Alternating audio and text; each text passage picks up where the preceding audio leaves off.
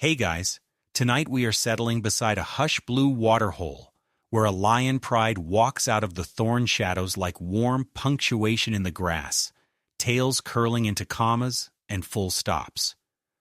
You probably don't want to go through this. No shoes, no bug spray, and the neighbors are hippos with the emotional range of a parked truck. So before you get comfortable, take a moment to like the video and subscribe, but only if you really like what I have to say here. Now dim the lights, maybe turn on a fan for that soft background hum, and let's ease into tonight's journey together. Elder Lioness arrives first, the way a head usher slips into a dark theater and finds the aisle with her whiskers. She reads the wind, tasting the evening, mud musk, old reed sweetness, a distant dusting of wildebeest, the faint battery tang of crocodile on the upwind bank. She positions the pride with tiny edits, a tail tip flick, sending the subadult lioness to the left hummock, a chin tilt placing a young male, mane still a suggestion, between two ants, a soft shoulder press tucking the smallest cub into a tufted seat of spikelets. Canon event settles here. The pride reaches the waterhole at dusk, and the elder lioness sets the quiet rules and positions for the night. Etiquette begins before anyone's whiskers graze the water. One ant takes the high log to scan the crocodile lane, that slick corridor where patience wears scales. Another ant faces the open plain, ears pricked in wide V for hyena laughter and the gossip of guinea fowl. The young ones watch the choreography like students at their first formal dance, trying to memorize footwork without stepping on tails. Quirky detail glows in the reed margin. A trapped soap bubble from a hippo's splash has drifted into a spider web and hangs there, rainbowing like a tiny planet. Every breeze turns it into a brief moon for cub eyes to chase. The elder lioness lowers her head, not to drink yet, but to breathe the beach. Her tongue tastes the day's arguments, where warthogs rooted, where zebra dragged a hoof, where a crocodile belly sledded and left a zippered seam like a badly closed suitcase. She lets the cubs edge forward 2 paw lengths, no farther, little paw prints staying inside the pride's shadow. A young lioness, all shoulders and optimism, shifts too close, and the elder corrects with a single tail slap to the shin, not scolding, just punctuation. Joke 1 lands with the softest thump. Cubs interpret the tail slap as the official no cannonballs policy. Now the lesson in approaches. The elder draws the crescent. Pride arcs along the bank, so everyone has a predictable line of retreat if night rips open with sudden belly water. She marks the safe stepping stones with her own feet. Yes, the sand is evenly brown, and yet it is not the same every meter. Here the silt hides a suck. There the hardpan rings like crockery.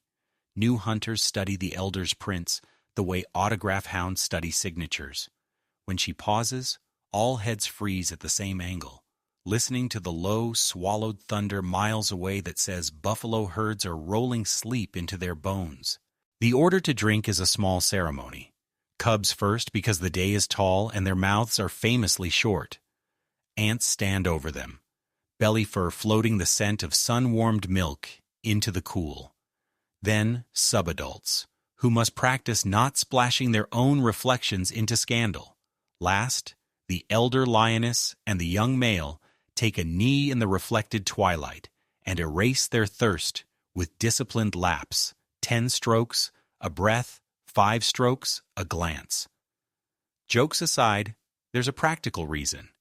Steady rhythm keeps the tongue from making fish bait. Joke 2 nudges its way in. The young male tries a dramatic lap like he's auditioning for a cereal commercial and gets a reed stuck to his nose, immediately upgrading to distinguished scholar of botany. Around them, the waterhole breathes social media. Hadeda ibis complain, as if reviewing the venue with 1-star croaks. Nightjars flicker on like animated ellipses in the air, and frogs conduct the comment section from mud lecterns. The lions are courteous readers. They do not clap back. The elder lioness raises an ear once for a sudden sharp pop, mottled bubbles in the shallows, and shifts the crescent 2 paw widths upstream. It seems trivial, but it is doctrine. Lions don't argue with water that speaks in bubbles. The etiquette of looking is taught next. New hunters are told, in tail, ear, whisker grammar, to mark and forget. Scan the opposite bank, blink slow, release it. Eyes don't hold the river too long. Crocodiles love a sustained gaze as much as a magician loves a volunteer. Ears do the longer work, writing the perimeter in sound. Reed crickets, knitting a zipper that runs along the margin. The low, wet cough of a hippo, clearing its throat to say, lane taken. The silk-footed hush of an owl arriving to carry a single mouse out of the census. Cub eyes go big at the owl's neutral murder.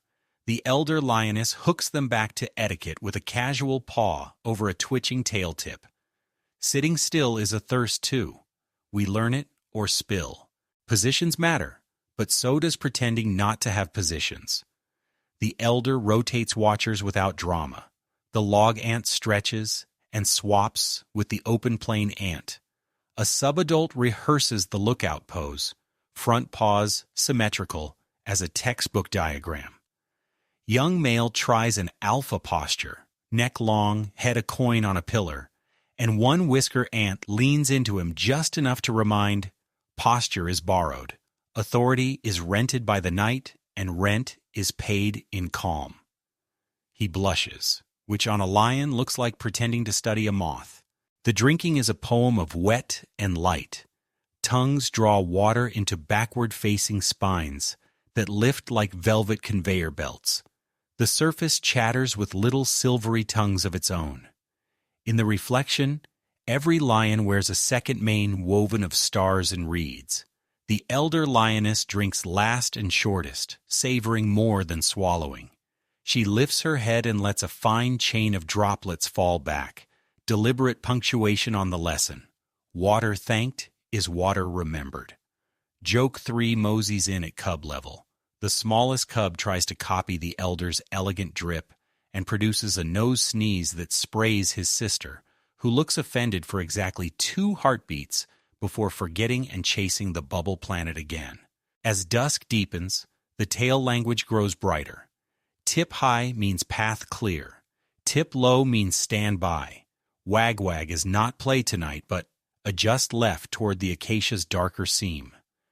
Ears flatten, not from fear, but to cut glare from the water's pewter plate. Whiskers flare to map invisible walls, those windy railings where scent, ride shares, and secrets travel. Scent notes from earlier hunts, dusted over the grass, remind new hunters that this shoreline has a history of quiet takes and quiet exits. No one mentions statistics. They mention the way night shadows make easy doors. The elder lioness ends section 1 of etiquette with placement for sleep watch. 2 ants form the first gate on the upstream sandbar. The young male takes the mid-bank grass where his mane is a windbreak. Subadults stack like commas in the lee of a fallen log. Cubs are tucked, and yes, tucked is exactly the word, into the soft pit the elder carved with her shoulder. She turns once, twice, turns the night into a blanket, and lays her head with one eye open, one eye in a dream that must look like savanna stitched from moonlight. Water holds still long enough to know it's been respected. Frogs turn the comments down to a murmur. Hippos continue being parked trucks with opinions, but they move their muttering downstream. The bubble planet in the spiderweb finally collapses with a shy sigh, retiring from duty as cub meteorologist. Dusk hands off tonight, and the pride's etiquette glows like a low fire you can't see but you feel when you sit close. The elder lioness blinks slow, and the whole bank blinks with her, as if calmed by a lighthouse that doesn't need to turn. Wind is a teacher nobody sees, and the elder lioness insists the new hunters shake paws with it before they move a whisker. She stands in the grass just high enough to comb her maneless cheeks with the breeze, tasting where the night's stories traveled. A long ribbon of zebra across the flats, a square of wildebeest like dark bread cooling on a rack. A thin metallic thread of crocodile breath pooled low over the tarnished shallows. Canon event anchors here. The lesson in scent and silent signals. Tail, ear, whisker codes, and the ritual wind check before any step earns permission. She demonstrates the first alphabet. Tail grammar. Tail low, still, the sentence, stay. Tail low, slow pendulum. Rewrite your line a paw to the left.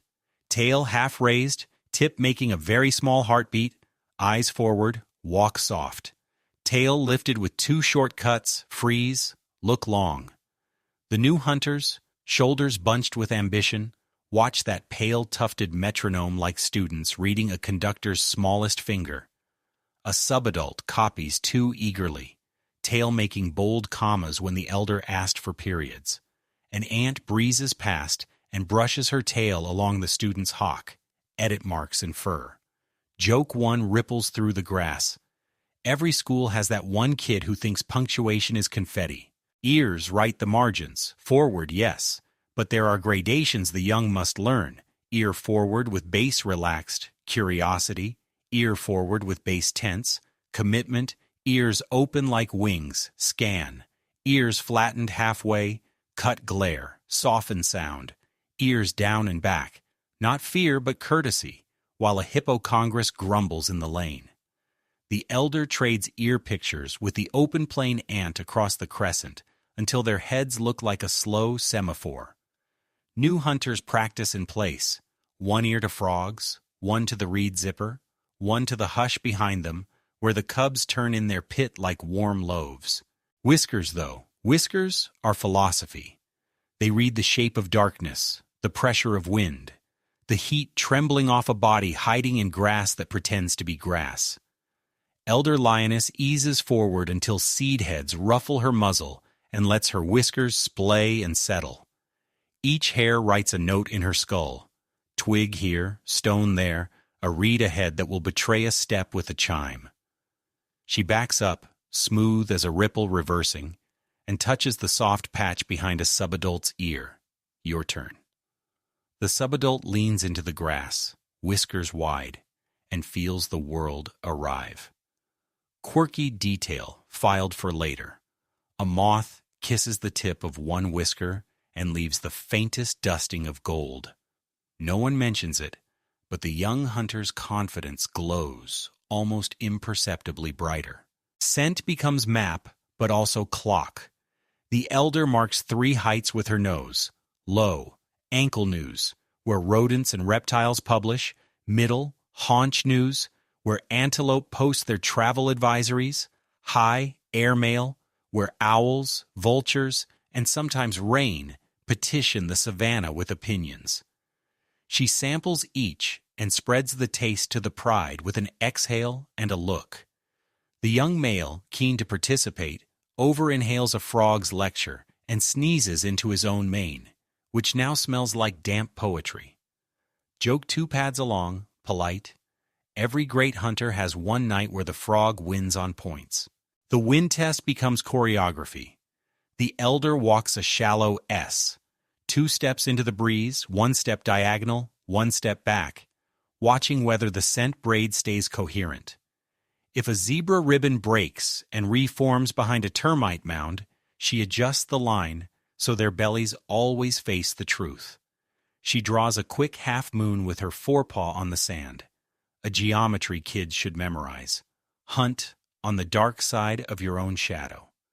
They will practice it later among reeds, but now, here, tail and ear language, tune the pride's pulse to the wind's drum. Signals propagate through bodies like quiet electricity. The log ant lowers her head an inch, and 3 subadults 50 paces away bend the same amount. A wave you would miss if you were busy being a human. The elder tips her chin at the crocodile lane. The young male shifts 1 pace inland, not bravado deferred, but respect budgeted. The new hunters commit to stillness so complete tiny beetles climb their toes and discover new continents. This is not performance. It is tuition. Momentum is expensive. Patience pays compound interest. The elder adds scent punctuation for a future hour. A whisk of cheek on bark. This curve of bank is ours for one night, a toe scrape near a tumble of stones. Safe stepping here when dawn erases boundaries with glare. A head rub at hip height on a bald root. Don't barge. Breathe first. None of it is a billboard. More like sticky notes left on the world. Remember to check the crocodile zipper. Remember the reed chime. Remember that buffalo wind feels like warm pennies moving through cloth. Now the quiz.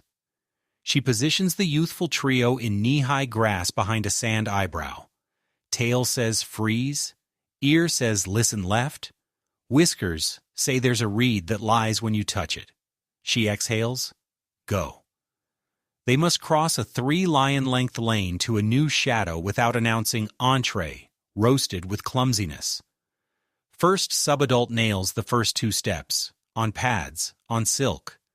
Third step clicks a pebble. The ear language from the log ant flattens the error into silence before it echoes. Second subadult carries herself like water and floats the whole gap. Everyone mentally frames that moment for later replay. The young male attempts elegance, realizes his shoulder is broader than the shadow he aimed at, and compensates with a tiny backward step so clean it looks choreographed. The elder's tail makes one approving heartbeat. Wind redraws itself, as it does when the planet rolls. A breath from the plains brings the scent of hyena old jokes and fresh fish from a distant human village, sardine tins, smoke, and cooked millet drifting like postcards from a kitchen the lions never visit.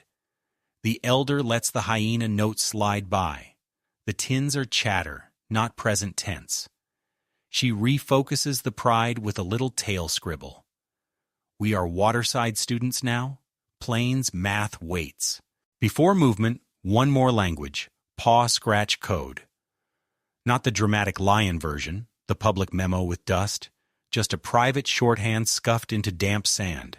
2 diagonal scrapes, downwind watch here. A semicircle, turning point. A single pressed dot, the place you plant before the last glide. The new hunters touch each with their feet and tuck the sensations into muscle memory. Later, when the moon writes thin light over everything, they'll feel these entries instead of having to think them, and thinking is costly when the world is sprinting. The frogs begin a new chorus that sounds like a door, with humor. Hippos exchange sentences like married couples finishing each other's grunts. A nightjar stitches a line of ellipses along the bank. 3 dots, 3 dots, 3 dots, as if reminding everyone to keep the breath soft. The elder lioness checks the wind one last time, tasting the crocodile battery tang thinned by cool. She tail writes a brief poem. Move, but don't argue with the moon. They glide. The pride's crescent reshapes by 2 paw lengths. New hunters on the inside of the curve where error costs least and lessons cost most. Ears low, whiskers forward, tails smart. The young male keeps his mane from catching on reed hooks, a victory so small it feels like luck, and so large it will quietly change his next attempt. The subadults carry their moth-kissed confidence like a stripe no eye sees. Wind grazes their cheeks and edits nothing important. Joke 3 strolls the margin. Somewhere behind them, a cub snores into a reed and produces a fluting sound so musical that even the frogs seem to applaud before getting back to work. Movement pauses exactly where the elder's paw made that dot. Heads lower, not to drink, but to say, "We remember," to the mark. The new hunters feel the sentence land in their bones. Signals dissolve, then reform as the breeze shifts. A shared invisible document, updated without drama. The elder lioness breathes once more and lets the pride rest on the far shadow. The night opens like a theater curtain, and the class understands. Before the leap comes the paragraph. Before the paragraph, the grammar. Before the grammar, the wind.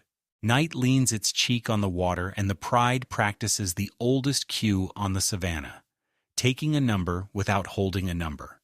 Canon event settles in the sand. Drinking order made real.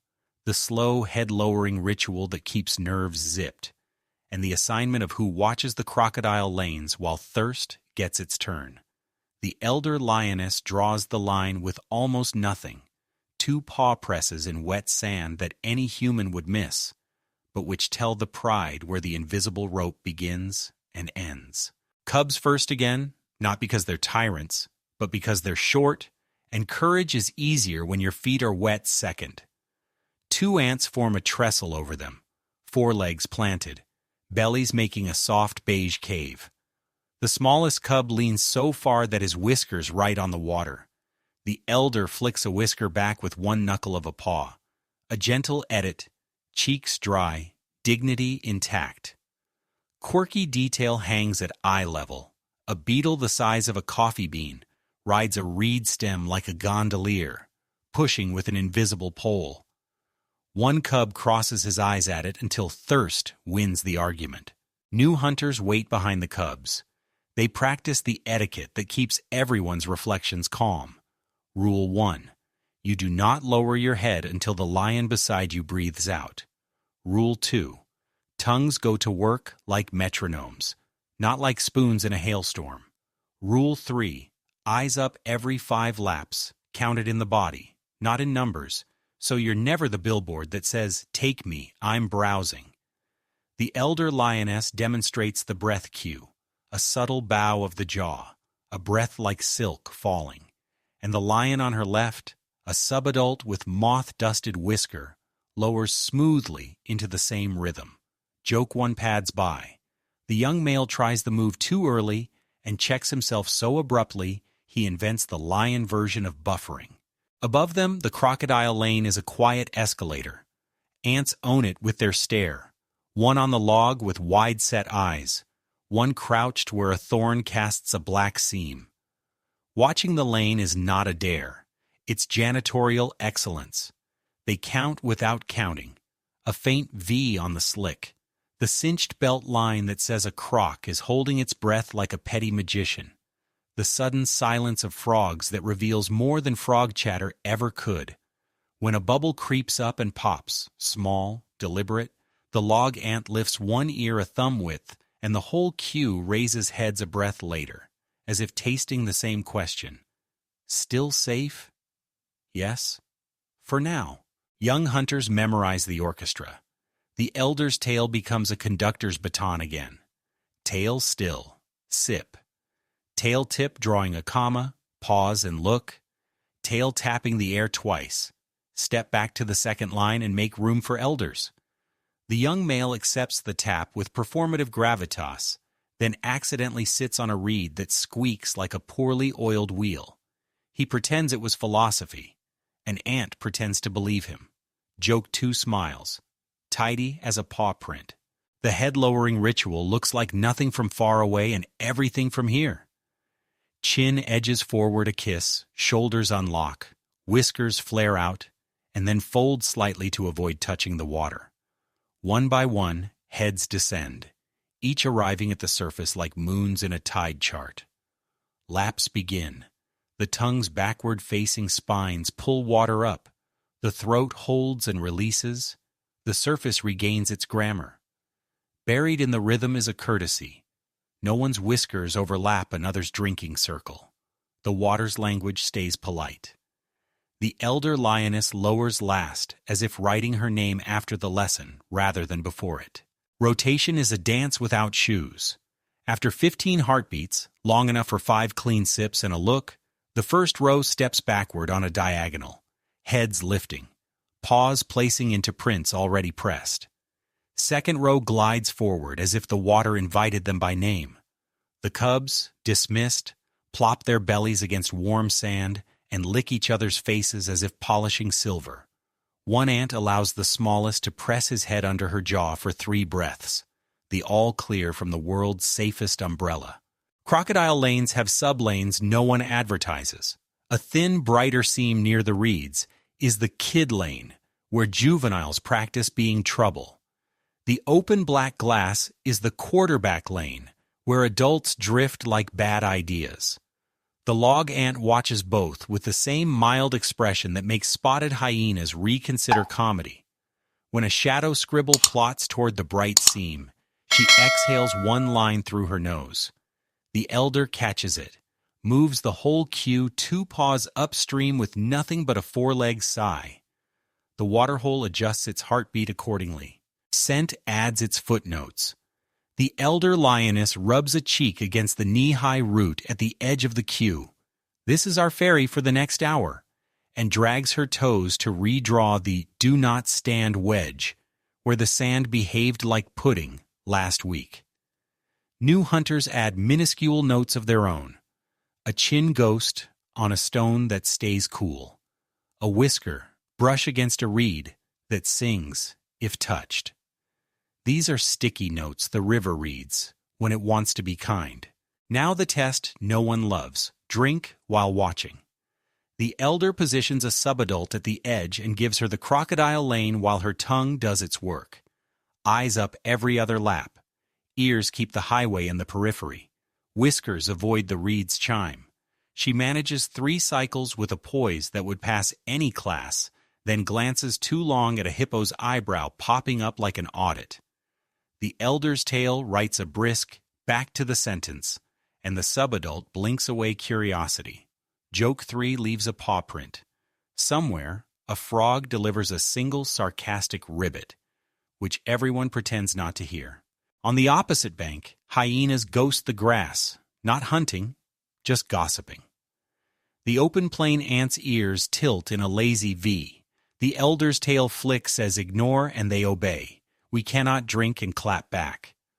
A night breeze skims the water and repaints the crocodile lanes into new chevrons. The log ant shifts weight, half a claw's worth, and the line edits itself again. If you ask how they know, they will not answer in words. Their answer is the queue still extant. A ritual bow closes the session. After the last row drinks, young male redeemed, head steady, tongue with its own metronome, the elder lioness lowers her head not to sip, but to breathe out along the surface, signing the water with a thank you. The pride mirrors her, heads dropping a fraction in a soft choreographed nod. It is superstition and science. Gratitude lowers heart rate. Steady heart rates make pause quieter. The crocodile lanes say nothing, which is their best trick.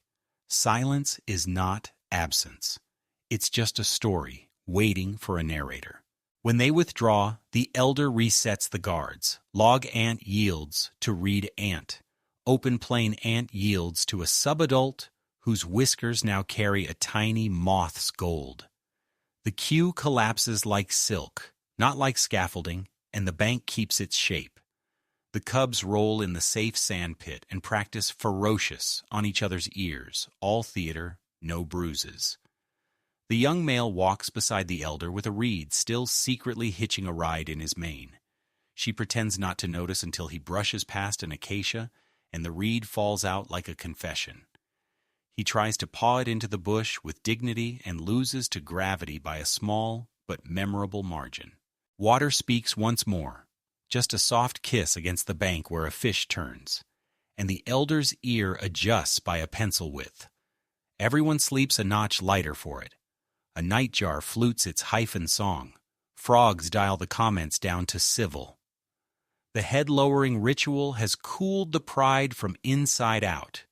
Breath comes slower, heavier, the kind of breath that holds room for a stalk when the moon swings higher. The crocodile lanes look like they were never watched. That's how you know they were watched well. They shift to the crescent's safer shade and spool into rest positions, watchers posted, tails writing their last small grammar across the grass. Thirst has been folded, not erased. Etiquette has teeth, but they're tucked away when the lesson ends. The elder lioness closes one eye to the water, one to the cubs, and leaves the moon the rest. Somewhere upstream, a hippo blows a bubble big enough to propose marriage to the entire night. Mercifully, the night is already married to everything else. The Waterhole decides to commute. Hippos, who are basically armored bathtubs with opinions, rise from the ink and begin their slow sidewalk to the grazing grounds. Canon event swells here like a drum under mud. The pride yields the crossing to neighbors who carry the right-of-way in their rib cages, and the new hunters learn to read ripples, study mud signatures, and practice a kind of diplomacy that smells like patience. The elder lioness lifts her head, not to challenge, but to count breaths between bubbles. Hippo timing is a timetable if you listen with your eyes. First, the ripples. A hippo's head writes circles on the water, wide, even, unhurried. A crocodile's writes conspiracies, narrow, converging, secretive. The elder flicks her tail in the small heartbeat that means watch pattern, not drama. A young lioness leans out, nostrils tasting the wet that comes off a hippo's breath, warm grass and river iron, not the copper battery tang that stains the crocodile lane. She mirrors the elder's calm, even when a hippo ear swivels toward them like a periscope wondering who brought the glitter. Quirky detail shines on that ear.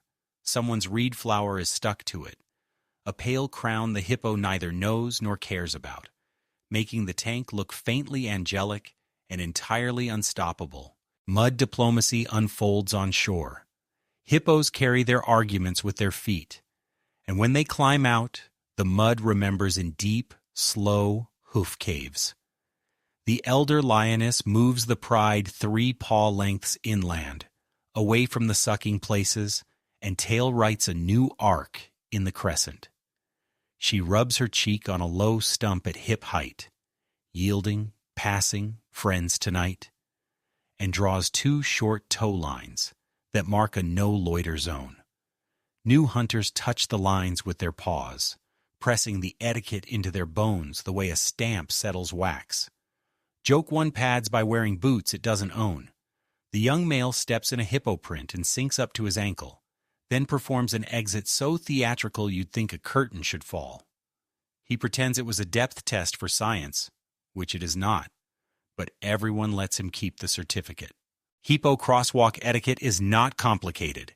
Don't stand in the aisle, don't heckle, don't mistake slow for soft. A matriarch hippo rises, shoulders glittering with mud stars, and walks straight up the slope in the lane she and her mothers wore for years. She stops once, a full, rounded pause, to listen to the ground. The elder lioness echoes the posture, head level, weight balanced, and the pride holds like a photograph in warm hands. The hippo's calf, round as a weekend, bumps her side and pipes breath through tiny nostrils, a squeak the cubs pretend not to adore, because they're auditioning for serious. Joke 2 throws a friendly pebble. One cub's tail thrums like a fan when the calf squeaks. The elder lays a paw on it to park the enthusiasm. Ripples hold more text. The elder points her chin at a low, busy churning near a shallow, hippo footfall underwater. Hippos stir the bottom as they march, writing brown commas that drift and fade. Crocodiles tend not to stir what they mean to hide in. The log ant on crocodile duty watches the lane's edge for any handwriting that doesn't belong to hippos. When a thin V noses near the churn and then veers, common sense and scales, the elder gives the pride one breath of good. The young hunters catalog the difference between turbulence and trouble. Mud keeps memos on shore too. Fresh hippo prints shine and hold water. Older ones crust and map safe stepping stones. The elder shows the young how to test with whiskers and toes, press the edge, listen to the air pocket sigh, withdraw if it complains like pudding. She marks 2 old prints with a chin brush, approved, then draws a tiny crescent beside a deceptive smooth place that looks like an invitation and is absolutely a joke. The pride learns that the ground can lie politely. Etiquette is the art of not falling for compliments. The hippo procession thickens. Subadults, a stern ant, a bull with the vibe of a steel safe. They walk with the confidence of a bus route that never detours. The pride holds its distance in a shallow S, every lion aligned, so if a hippo wheeled, there'd be no tangled tails or lion versions of after you, no, after you, with 2 tons of mood. The elder signals each adjustment with that tail metronome. No one misunderstands the measure. The young male, reed-free at last, watches the bull's eye for the long blink that means contentment. He records it without staring and gains a quiet stripe invisible, except to himself. Quirky aside, a terrapin trundles between the bull's feet, like a dignitary with a tiny briefcase. The bull sets each foot around it, a choreography practiced by accident, and the terrapin continues on to meet a personal appointment with dampness. The smallest cub is devastated he cannot adopt the shell friend. A whisker ant appoints him traffic observer instead. He squints at ripples as if they were homework he requested. Joke 3 scribbles itself in water. A frog makes a dramatic leap from hippo back to reed as if inventing amphibian parkour, sticks the landing, and then looks embarrassed at his own heroics. Hippo breath fogs the night just above the water, a warm band the lions avoid for scent reasons and superstition. The elder lays the pride's resting heads all on one axis upwind, so the babies sleep with clean noses. She rotates the log ant off Crocodile Lane into Hippo Courtesy Ambassador, which she performs by not existing in anyone's path. The reed ant takes the lane, ears flattened to cut water glare.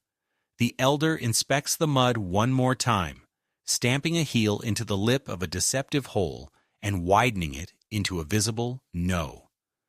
A subadult assists, scooping sand with a forepaw like a small excavator. Apprentice manners meet construction ethics and purr. The crosswalk clears in installments, latecomers surface, a 2-hippo carpool, and get the same silence, the same polite aisle. The matriarch hippo on shore snorts once, a puff that shakes reed tassels, then swivels her ears to the night like satellite dishes. She chooses the path that angles away from the pride, a geometry of mutually assured peace. The elder lioness lowers her head, not bowing so much as exhaling thanks. Courtesy costs so little and buys so much distance. When the last hippo goes grassward, the water rests its shoulders. Ripples flatten, and the Crocodile Lane regains its escalator calm. Mud holds every signature like a guest book that will be rewritten by dawn light and feet. The elder leads the pride to a new perch on firmer ground, and tail writes a tidy footnote where the crosswalk met the bank. Yield yielded. New hunters take the lesson into their bones. You can be brave and still step aside. In fact, stepping aside might be the bravest chore on some nights. They resume the crescent with a small correction. The hippo exit trench is now a polite canyon to step around. The cubs, breathing their little saw snores, settle as if someone drew sleep in chalk around them. The young male lies on his side, mane combed by wind, listening to the grass say it forgives his scientific mud test. The elder keeps one ear on the Crocodile Lane, one ear on the hippo trail, and both whiskers on the air where secrets travel. In the shallows, bubbles rise and burst with the soft clap of wet hands. A nightjar loops its elastic hymn. Fireflies, 3, maybe 4, write commas over the reeds, correcting nothing, improving everything. The pride slides back into its night grammar, all punctuation placed, all lanes respected. The Waterhole holds no grudges. It holds memory like a soft ledger.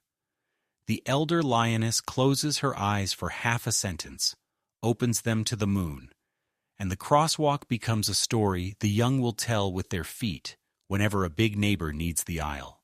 The moon lifts like a pale coin and throws a silver trail across the Waterhole. Tonight, it is not prey they stalk, but geometry itself. Canon event sketches itself in low reeds. The pride rehearses crescent formations, shadow hugging, and the art of freezing mid-step. The new hunters must move without moving, breathe without proof, and trust that when the elder lioness writes a path, it will hold their weight and ambition alike. The reed beds hum their own applause. Crickets perform zipper noises that stitch the margins together. Frogs thump their approval, and a distant jackal calls like someone shaking a tin full of secrets. The elder lioness chooses a teaching ground, where the reeds rise to shoulder height, and the mud underfoot is firm enough to whisper back, not shout.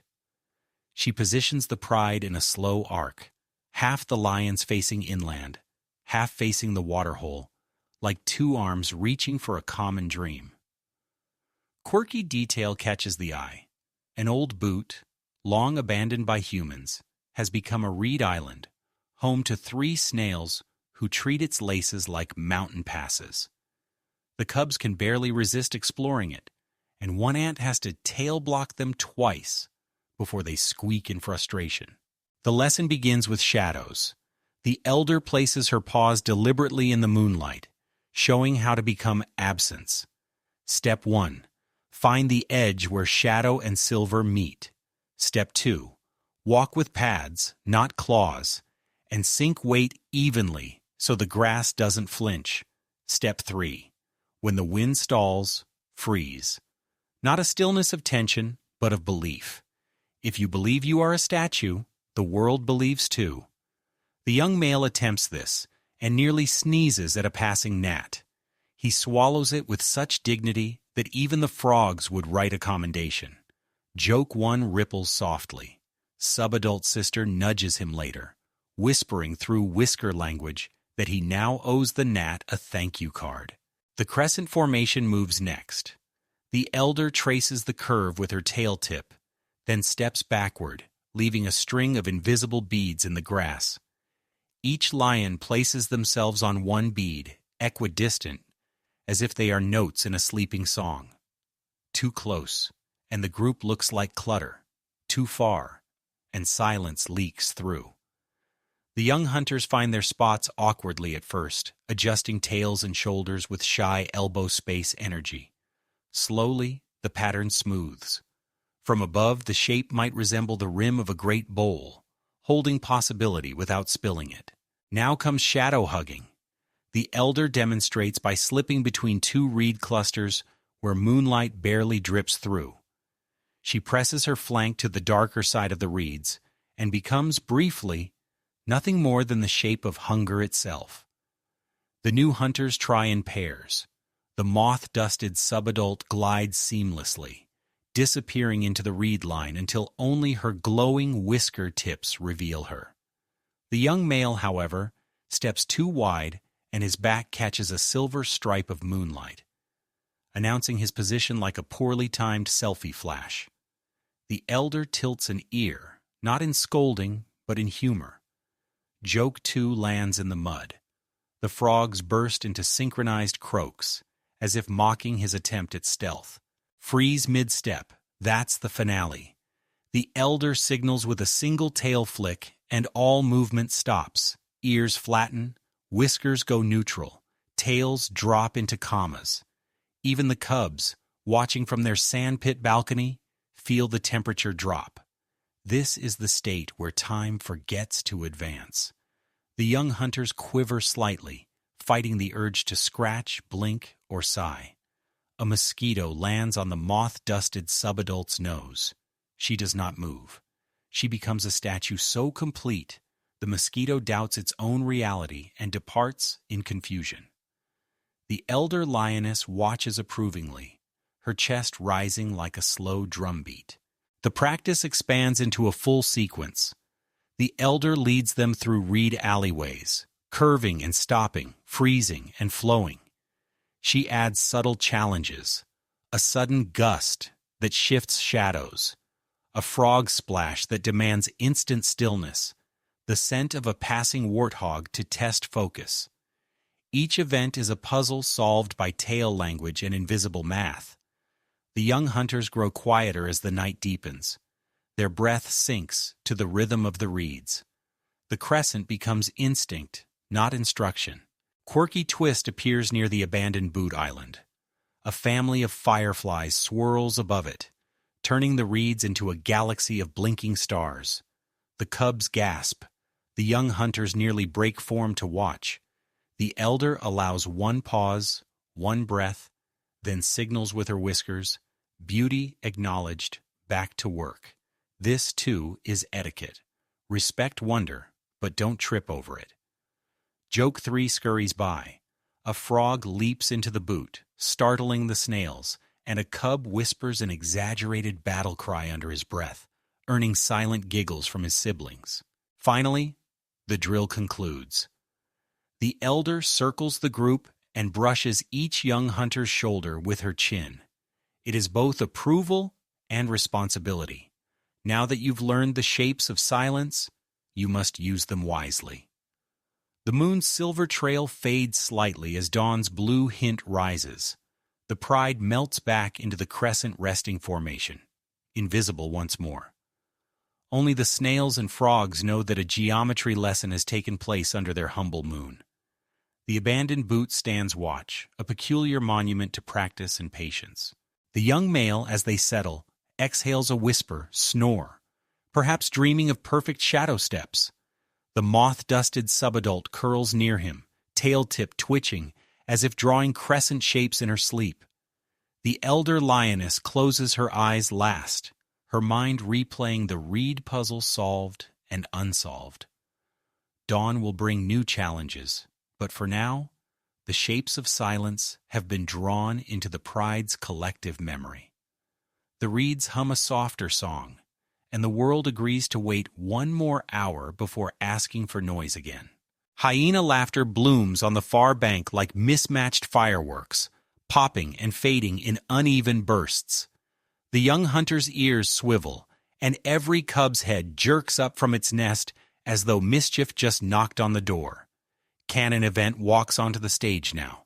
Boundary display without battle, a parley with spotted hecklers, and the graceful escort of cubs away from the hyena's jeers before the night turns from lesson to brawl.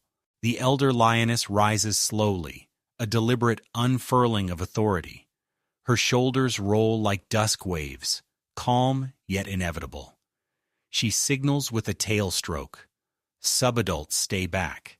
Whisker ants flank the cubs, and the young male holds mid-bank where his shadow can be mistaken for bulkier muscle. Tail language tonight is more than grammar, it's diplomacy written in silence. A single upward flick means observe, don't chase. 2 slow sweeps left to right mean hold the line, no advance. On the hyena side, shadows weave and unravel. 3 adults linger closest, their spots visible as the moonlight glances off damp fur. Behind them, younger hyenas bob and jostle, voices high and sharp like mismatched panpipes. One particularly bold youth surges forward and collapses theatrically into the mud, laughing at its own joke.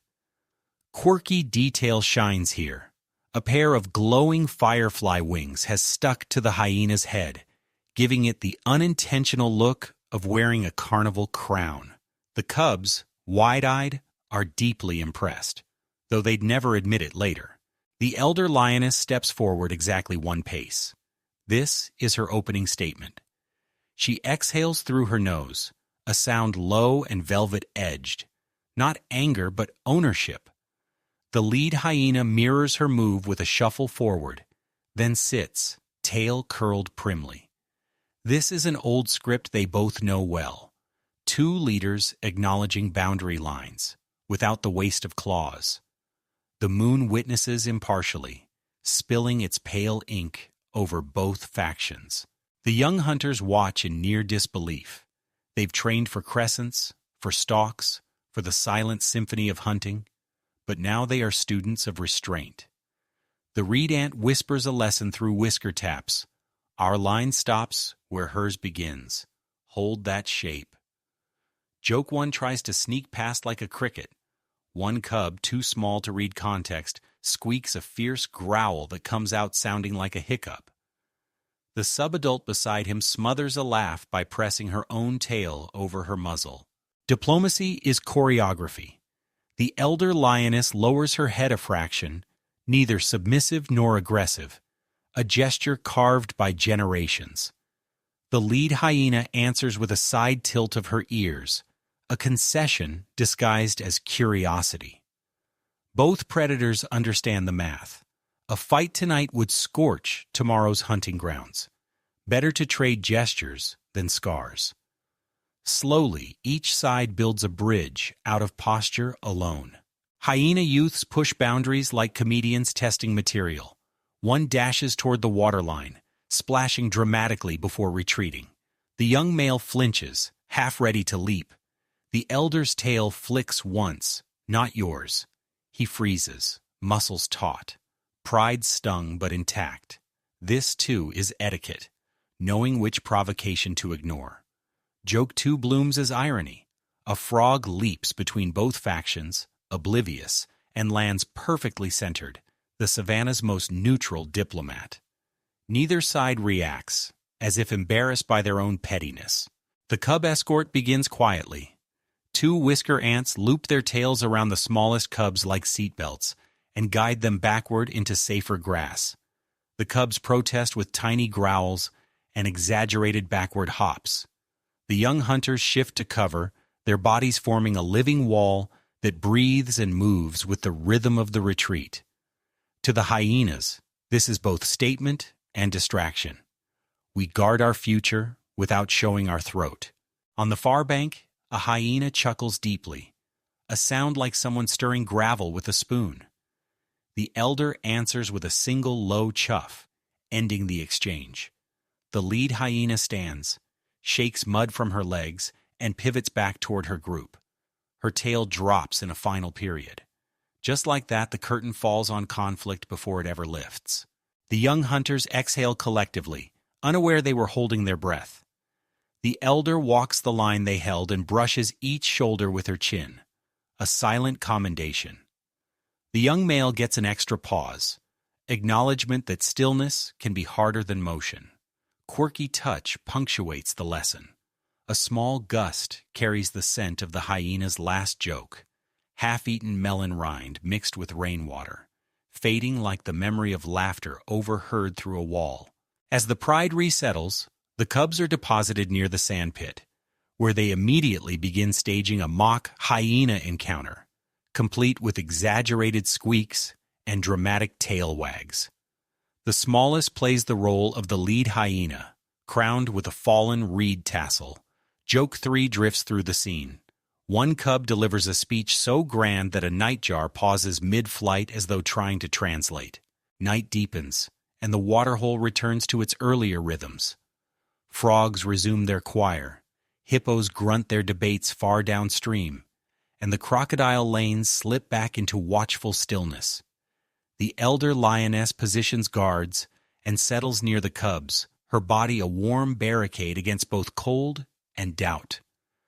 Across the water, the hyenas melt into shadow, their laughter trailing off like smoke. The lesson is etched into the sand now. Strength isn't always measured in chases or catches. Sometimes it's a single tail flick that stops a war, a silent agreement written under moonlight. The young hunters tuck this truth into their growing lexicon of survival. Tomorrow, there will be tracks to read and prey to follow. Tonight, there is peace, fragile and deliberate, stitched together by the choice not to fight. The elder lioness closes her eyes, but her ears stay open, catching the last hyena chuckle carried faintly by the wind. It fades like a punctuation mark at the end of a sentence no one will repeat.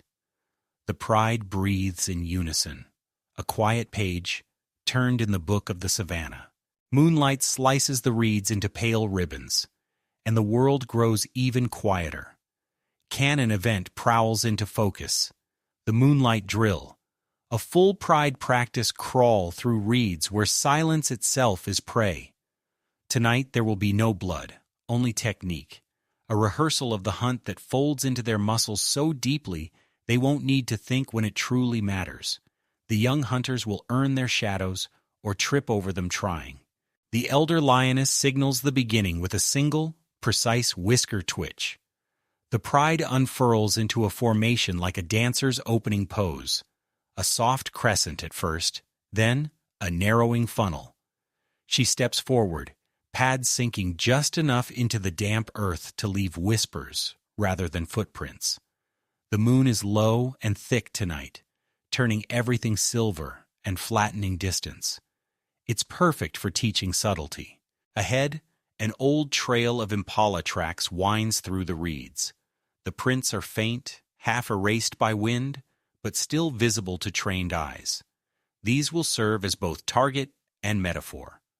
The elder lowers her nose, reads them like a book, and then tail writes a single instruction to the young hunters: follow without touching. They must move close enough to sense the impala's path, yet never disturb the marks. This is harder than it sounds, like reading over someone's shoulder without them knowing you're there. The young male starts well, body coiled, shoulders gliding. Then a mosquito loops near his ear and he swats without thinking, tail flicking in irritation. The reed ant snaps a quick signal: tail neutral, body neutral. In this drill, even your annoyances must go unadvertised. Joke one rustles nearby. A frog croaks once, short and sharp, like it's giving a sarcastic grade of C-. The young male's whiskers droop, and the moth-dusted subadult flashes him a sympathetic glance before refocusing. The reed bed has personalities. Some patches are stiff and brittle, breaking like dry toast if pressed too hard. Others are supple, bending and springing back without complaint. The elder leads them through both, demonstrating weight distribution, more on the forepaws in brittle zones, balanced evenly in supple ones. She pauses in a soft area where water has pooled invisibly under the surface. With a delicate shift, she presses her pads outward like spreading dough, then glides forward. The young hunters mimic her with varying success. The youngest stumbles slightly, creating a small splash. Everyone freezes. The reeds tremble once, then fall silent. This is the freeze drill. When sound betrays you, only stillness can repair the breach. The elder remains motionless, even her breath slow and measured. Seconds stretch like reeds themselves, thin and swaying. The young hunters hold their positions, learning that freezing isn't about locking muscles. It's about becoming part of the landscape. A moth lands on the young male's back. He does not react. A success, silent but monumental. The elder signals forward again. They advance to a small clearing where moonlight pools like milk in a bowl. Here, the impala tracks cross a patch of mud. The rule changes. Now they must erase their own prints as they move. The elder demonstrates a backward drag of her hind paw, smoothing the mark, then a forward step that disguises the drag entirely. It's artistry under paw. The moth-dusted subadult perfects it on her first try, earning a subtle nod from the elder. The young male, meanwhile, drags too enthusiastically and accidentally creates a trench so deep a frog could use it as a swimming lane. Joke two paddles by, a frog actually does leap into it, sparking muffled giggles that ripple through the formation before subsiding back into discipline. The drill builds to complexity. Tail signals now come rapid fire. Left ear twitch, tail curl, whisker flare. Each message translates to a command: halt, fan out, converge, retreat. It's a language that exists only in motion and moonlight. The young hunters stumble a few times, colliding softly, then adjust, learning to read without seeing. Soon they move like water splitting around stones. Quirky moment glows just ahead. A cluster of fireflies hovers low, creating a living constellation. The elder pauses the drill long enough for everyone to appreciate it. She teaches a soft lesson. Beauty exists even in silence. Then, with a flick of her tail, they glide past, not a single wing disturbed. The final challenge is a mock stalk. The reed ant plants a tuft of dried grass at the far end of the clearing, a stand-in for prey. The young hunters must approach as if it were alive and listening.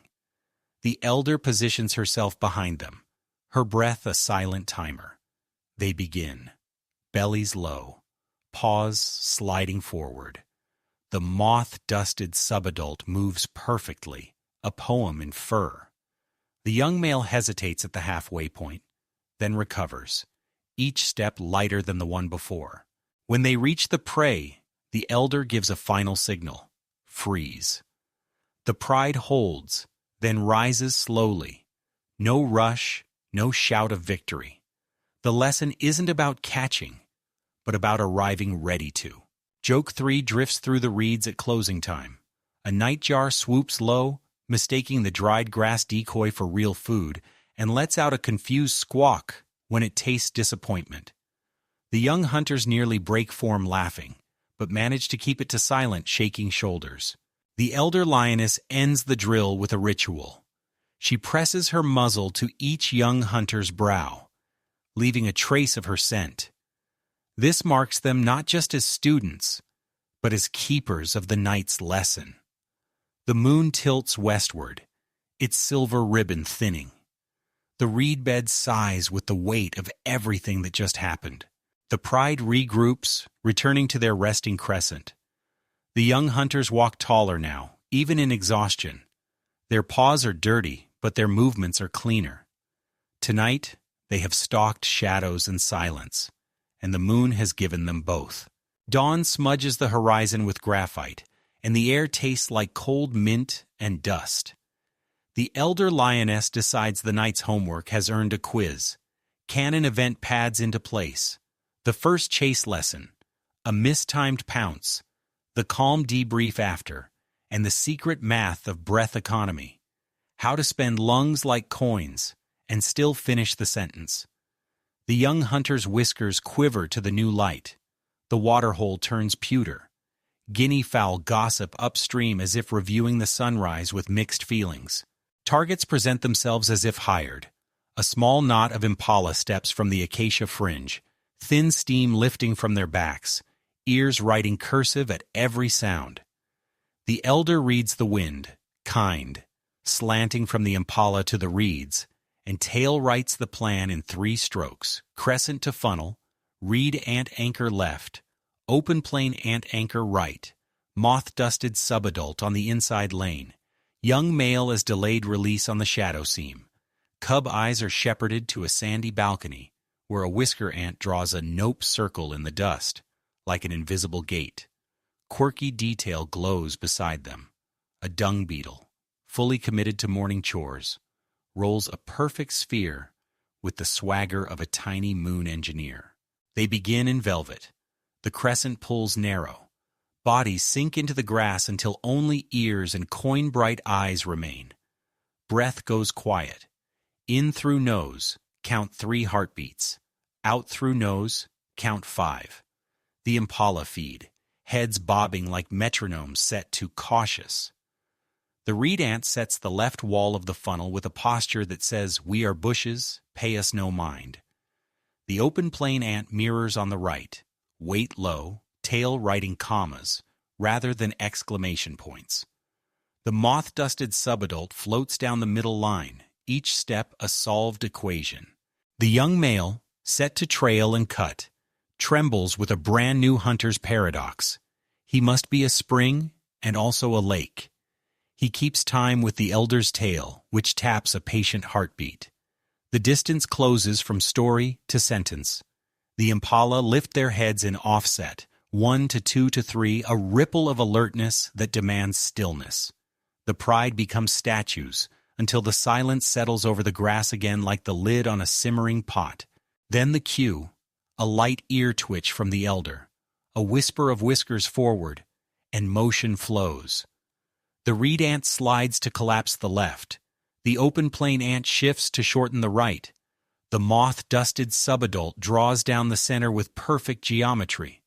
The young male lowers, angles, prepares to cut the escape lane at the last sensible second. He inhales, too deep, too fast, and the grass in front of his nose flutters. An impala's ear stabs the air like a question mark. Joke 1 blinks. Somewhere behind them, a cub gives a suppressed squeak that sounds exactly like a toy accidentally stepped on. every adult pretends not to hear. Professionalism is the art of ignoring comedic timing. The impala shimmer. The tight one-third of the herd compresses into a skitter, then unfolds into flight. The elder's tail draws an urgent line, commit. The moth-dusted subadult launches, not at the nearest hindquarter, but at the angle that makes the herd's logic tilt. It works for 2 strides. Her shadow becomes their doubt. Then the young male fires his cut a heartbeat early. His arc bites air where a flank will be, not where it is, and he subtracts distance instead of saving it. The impala uses the gifted angle like a door, slipstreaming through with a flourish that would earn applause if anyone clapped at breakfast. Dust lifts, hooves scribble the margin. The chase unfurls across 20-30 lion lengths.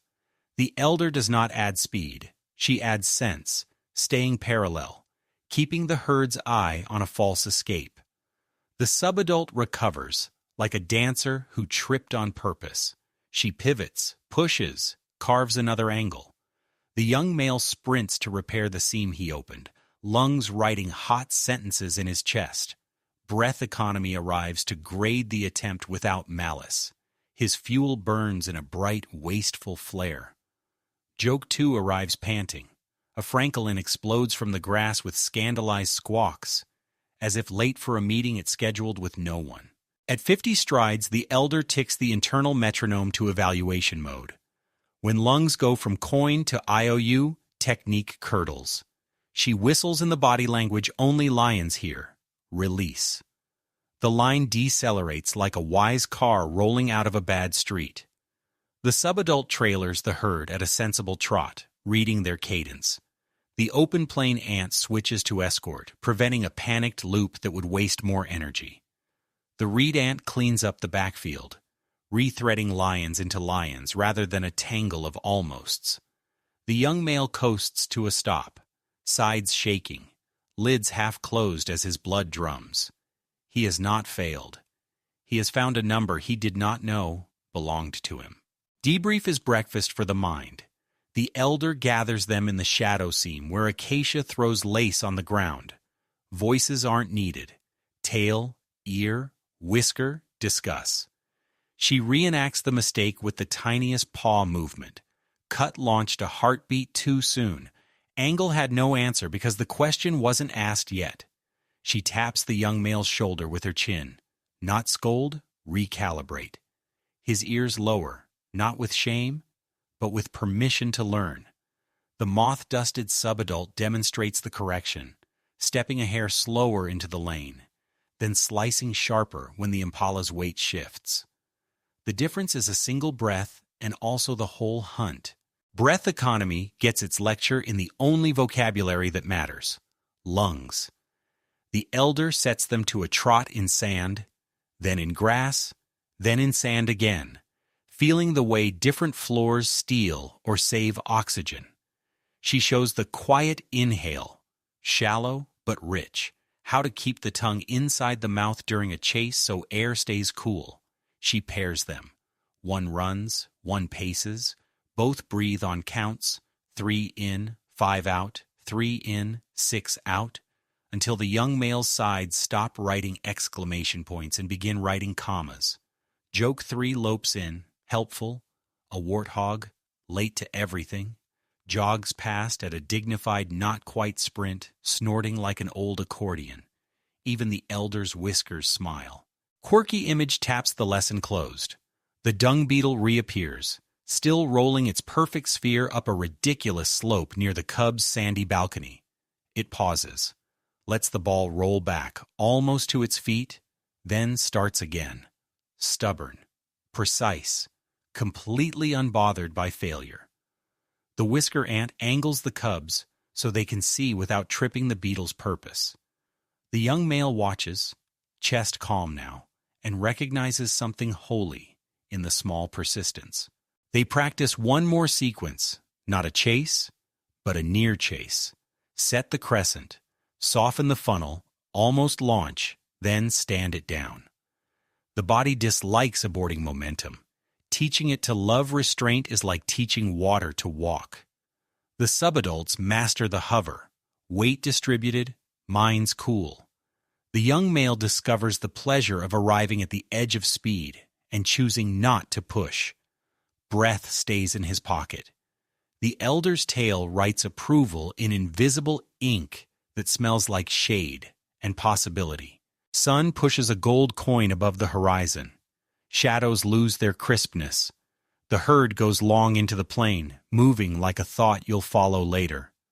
The pride returns to the water's pewter rim. The elder lets the young male drink first, a small honor disguised as habit. He lowers his head with less theater than last night and more accuracy than ever. The water answers with clean letters. They settle in the crescent, cubs tumbling back into their sandy balcony with relit enthusiasm. The moth-dusted subadult stretches beside the young male. Their flanks rise and fall like two metronomes finally on the same song. The elder lioness curls into the acacia's drip shadow, eyes half-lidded, counting the night's arithmetic. Geometry learned, restraint rehearsed, lungs budgeted. She files the mistimed pounce under useful, the way you keep a broken tooth as a charm against worse. In the reeds, a fish breaks the surface like a comma, not a period. The day begins.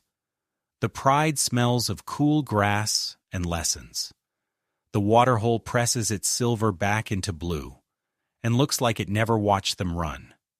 It did. It always does. Morning thins the moon into a shrug and sketches soft stripes on the bank.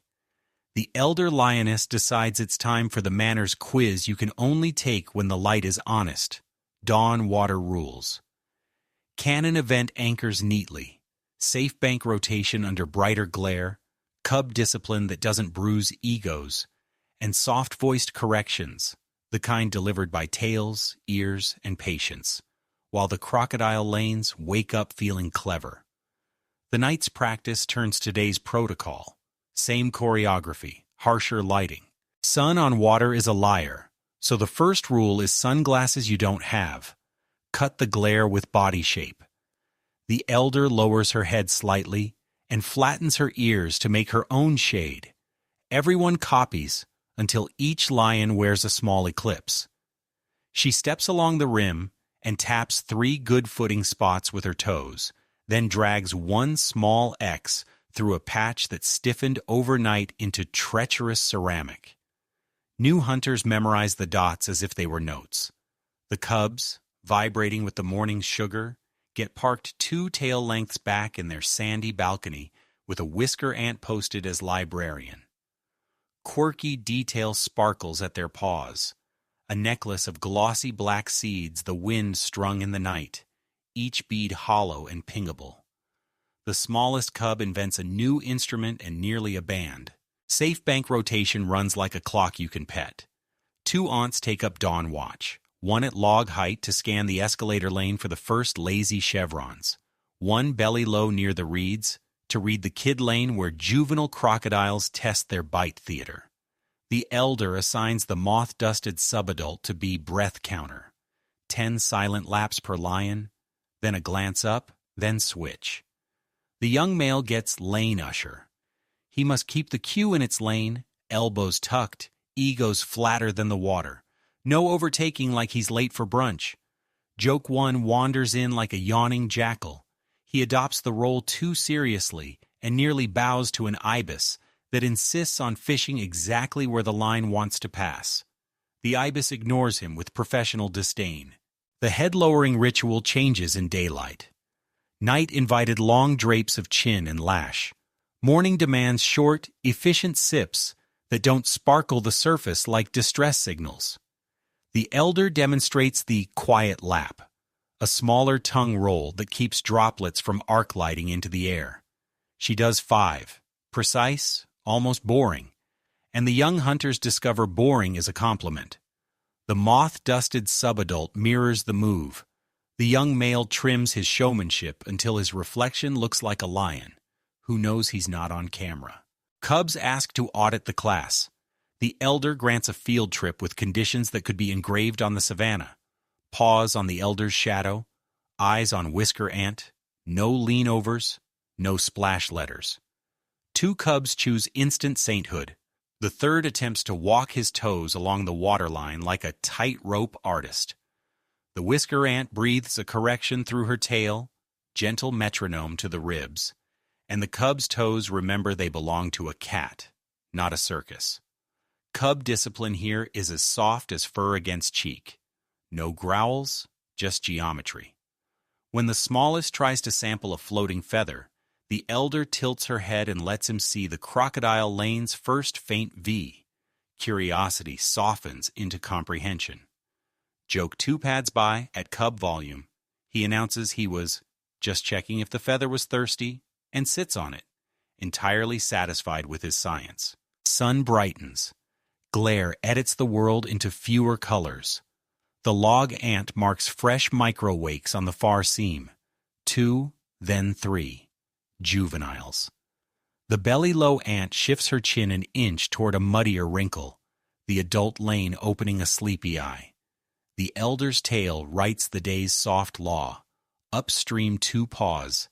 Stay out of any V that connects lines like scandal. The young male ushers the line with unexpected grace, moving bodies with presence rather than contact, the way wind moves grass. The moth-dusted subadult taps shoulders with a whisker more than once, not scolding, just smoothing. Corrections in daylighted classrooms are best when they feel like help. Rotation matters more when crocodiles remember their job.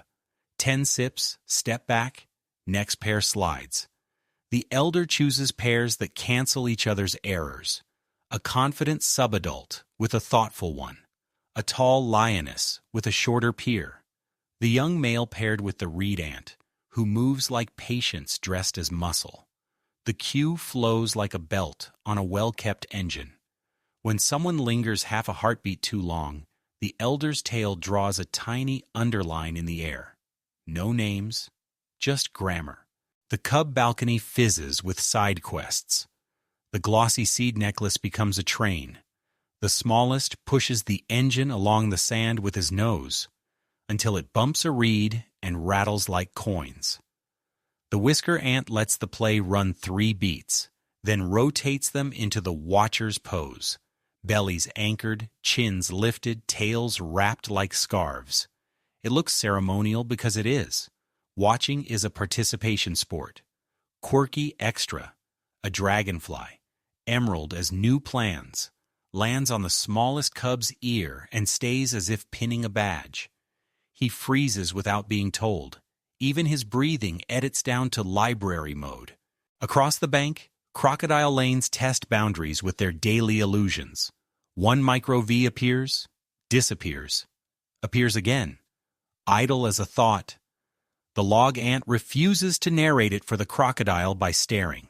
Instead, she shifts her gaze half a lion length upstream, where an ambush would actually matter, and the V grows bored and simply becomes water. The belly-low ant hums a tiny warning when a faint belt of bubbles trails the reed edge. The elder nudges the cue a paw toward gravel footing, the sound of pads on grit masking any overly sparkling drops. The corrections are small, audible only if you're the kind of morning that listens. Young male gets his solo, ushering a subadult pair through a pinch point where the bank curves, and the mud remembers last night's hippo exit ramp. He arranges them with that low, non-urgent shoulder, places their toes on the safe dots, and waits until he hears the no splash before exhaling. Pride is quiet in him. The elder flicks a single approval heartbeat with her tail, and he stores it like heat. A teachable mistake arrives on schedule. A new hunter lets her whiskers touch the water for a kiss of curiosity and catches a bead on the tip. It glitters. It threatens to fall with a plop. The elder is beside her without drama, raising the whisker with a breath and kissing the bead off with the side of her nose, turning sound into silence. Soft correction, modeled rather than scolded. The lesson travels through the cue faster than any word. Curiosity is welcome. Noise is not. When the last pair drinks, the elder signs the surface again. One breath, one bow. The pride mirrors. The cub balcony bows too, because bowing feels important even if you don't remember why later. They back away on the same prints they made arriving, erasing fresh edges with backward drags until the bank looks unvisited. The ibis resumes fishing exactly where the cue stood, claiming the slot as if hired to tidy the frame. Breakfast grooming becomes the study hall of dawn. Ants lick dried mud from cub elbows. Subadults swap burrs for jokes. The young male discovers a perfectly symmetrical burr in his mane and decides it's a medal he didn't know he'd earned. Joke 3 saunters in. When a cub copies the young male's serious face, his whiskers tremble with effort, and he sneezes on his own paw, achieving both gravitas and humility in a single event.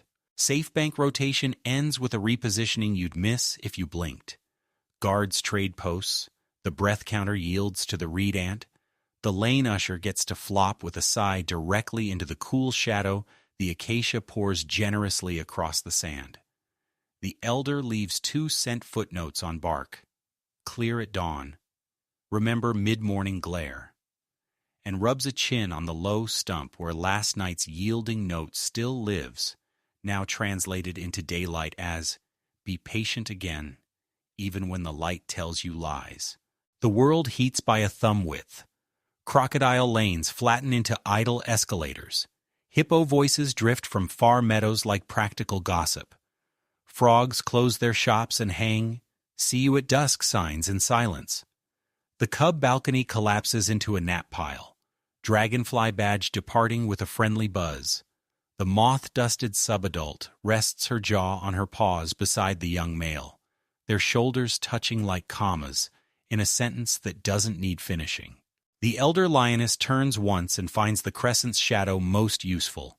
She settles, ears half-lidded, tail still. The pride's pulse slows to the volume of a book read aloud very softly.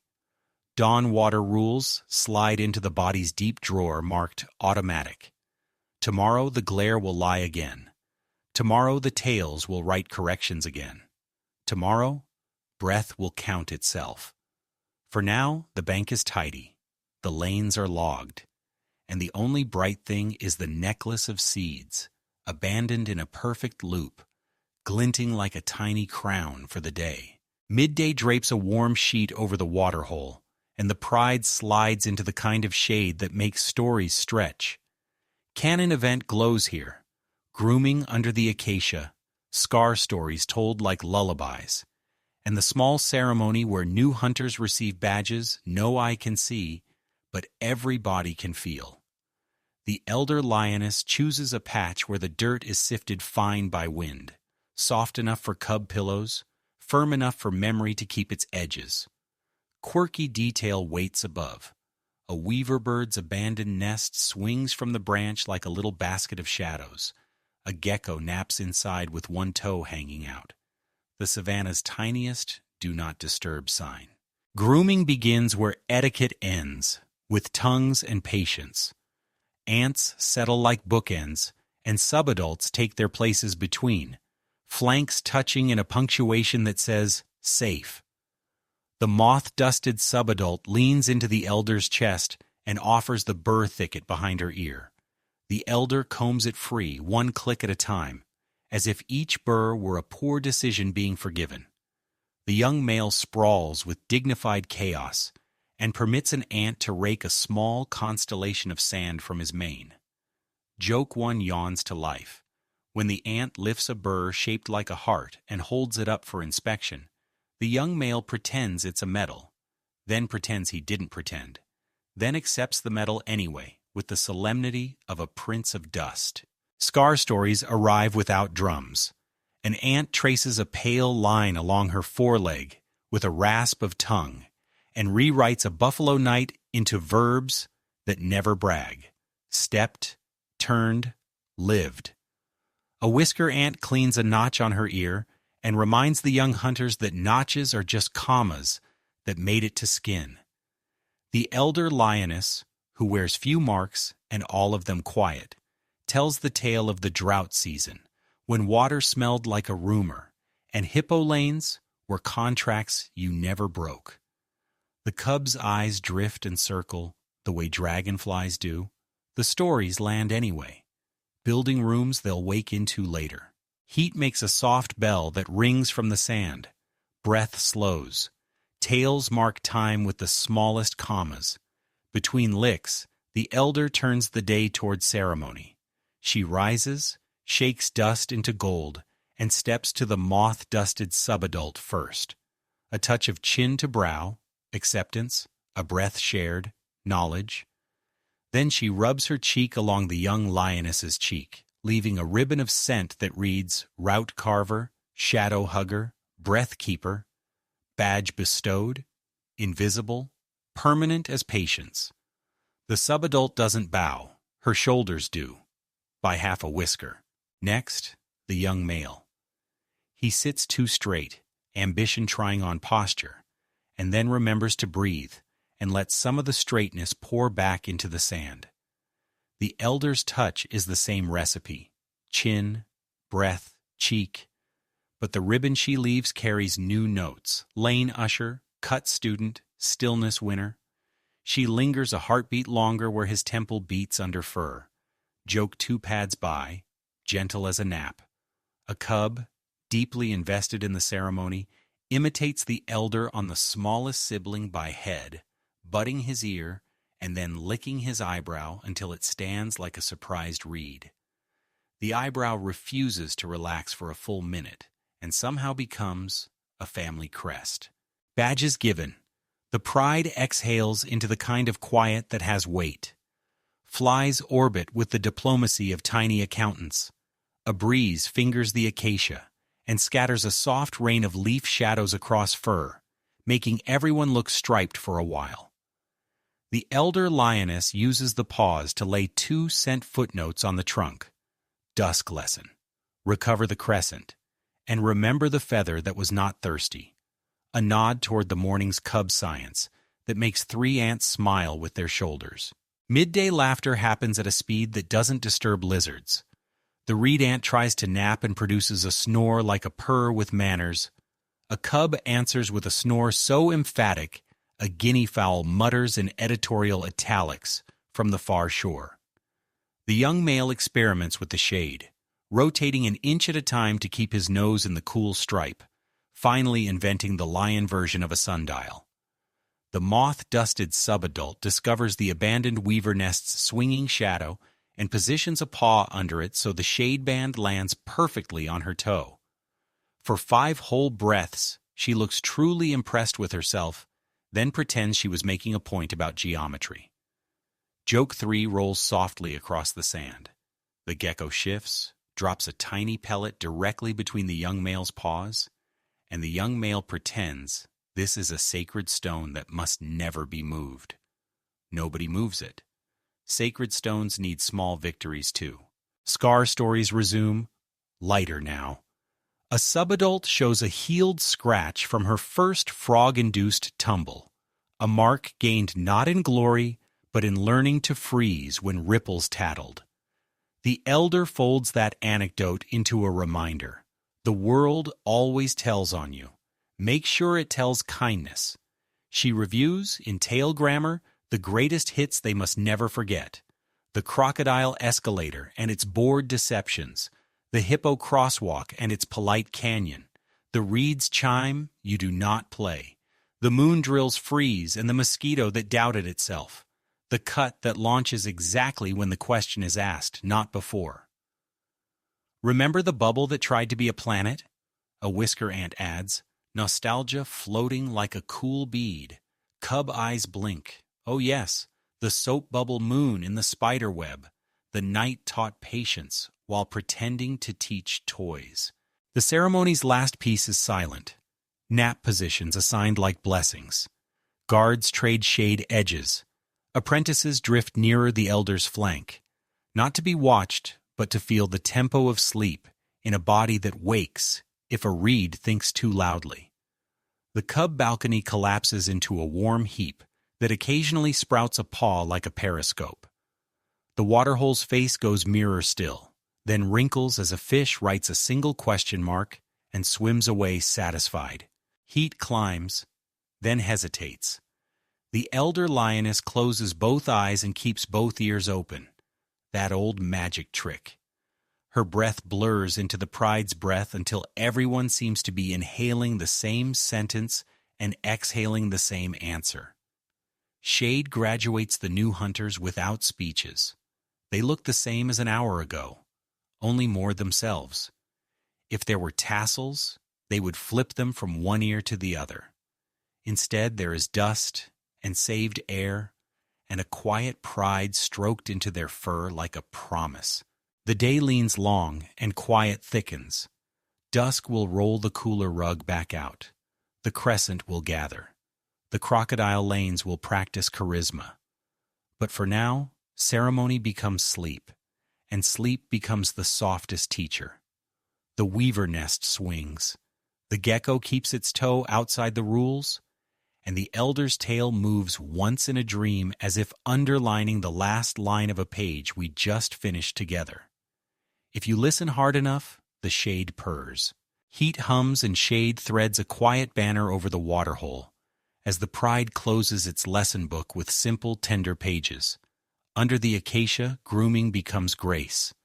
Burrs combed free, sand lifted from mane and elbow, and breath let down to a smaller, steadier key. Scar stories slide across the noon like slow river light, not trophies, but maps, showing where a buffalo's turn drew a pale line on an ant's leg, where a frog's splash taught the pause that heals noise, where drought years sculpted patience into ribs that still remember. Badges arrive without metal. The elder lioness presses chin and cheek to brow, leaving ribbons of scent that carry titles you cannot photograph. Route carver, breath keeper, lane usher, stillness winner. The moth-dusted subadult wears hers as a new ease around the shoulders. The young male carries his as air saved rather than spent, a room in the lungs that will wait for the right moment. Around them, small comedy keeps the world from sharpening. A gecko naps with one toe labeled, "Do not disturb." A cub invents an instrument from wind-strung seeds. A burr shaped like a heart becomes a medal only because everyone agrees it can. The elder reknots the night's instructions into softer chords. Crocodile lanes and their bored illusions. Hippo crosswalk courtesy. The reed chime you never ring. The moon drill freeze where even mosquitoes doubt themselves. The cut that launches when the question finally exists. The pride breathes these notes until they stop being notes and become muscle, until the thought of them is already done. Afternoon leans toward dusk, but the last image blurs kindly. Bodies tucked into the shades slow rocking, tails quiet, ears half remembering guard duty. The weaver's empty nest sways once. The water sets one more small question mark and erases it. The elder's tale underlines nothing in particular. Let the silhouettes soften. Let the air grow round and low. And let your listening float. The map is written, the night will keep watch, and the story can close its eyes with you. Sweet dreams.